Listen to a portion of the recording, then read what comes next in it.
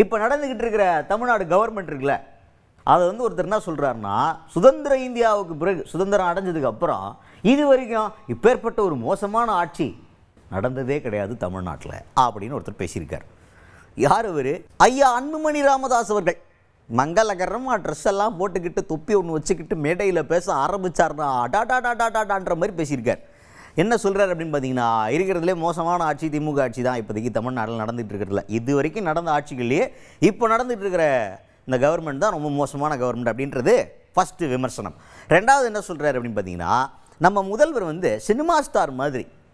Cinema ஸ்டாரை எப்படி கால் ஷீட்லாம் வாங்கி ஒரு நாள் கால் ஷீட்டில் ஒரு 4 மணி நேரம் 5 மணி நேரத்தில் வேலையை வாங்கிட்டு டபக்குன்னு அந்த சினி ஸ்டாரை வந்து நம்ம டப்புன்னு நீங்கள் ரெஸ்ட் எடுங்க அப்படின்னு அனுப்பிடுவோமோ, அந்த மாதிரி தான் முதல்வர் அவர்களும் ஒரு 4 மணி நேரம் தான் வெளியே தலையை காட்டுறாரு. அப்படி இப்படி வர்றாரு, டபக்குன்னு வீட்டுக்கு போயிடுறாரு, ரெஸ்ட் எடுக்க ஆரம்பிச்சிடுறாரு. ஆள் எங்கே இருக்காருன்னே தெரியல, ரெஸ்டிங்கில் தான் இருக்கார். அப்பேற்பட்ட ஒரு முதல்வராக தான் இருந்துக்கிட்டு இருக்காரு. இப்படி ஒரு ஆட்சியை நம்ம பார்த்ததே கிடையாது சுதந்திர இந்தியாவுக்கு பிறகு அப்படின்ற விமர்சனத்தை முன் வச்சிருக்கிறாரு அன்புமணி ராமதாஸ் அவர்கள். தமிழ்நாட்டுடைய கேவலமான ஒரு ஆட்சி நடக்குது. சுதந்திர இந்தியாவில் 78 ஆண்டுகள் ஆகிறது. 78 ஆண்டுகள் இது போன்ற ஒரு ஆட்சி தமிழ்நாட்டில் நடந்தது கிடையாது. கையாலாகாத ஆட்சி. ஏன்னா கையாலாகாத ஆட்சி சொல்றேன்னா, முதலமைச்சர் அவர்களுக்கு என்ன நடக்குதுன்னே தெரியாது. அவர் வருவாரு, காலையில வருவார், 2 மணி நேரம் காட்சி கொடுப்பாங்க.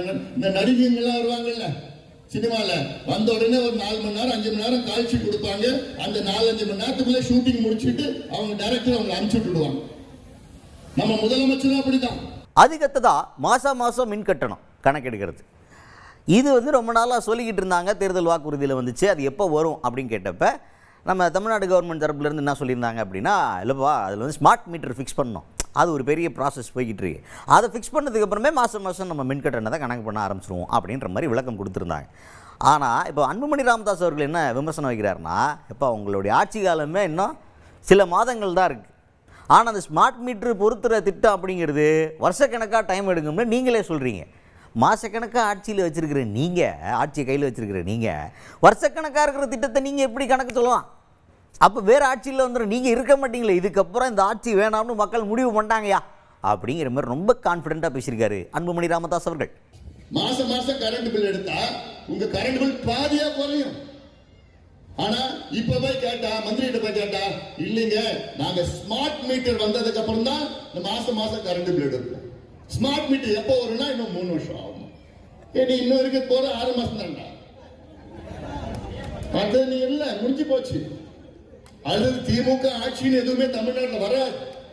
போதும், இவங்க அட்டூழியம் போதும், ஆடினது போதும், பொய் சொன்னது போதும், கொள்ளடிச்சது போதும்.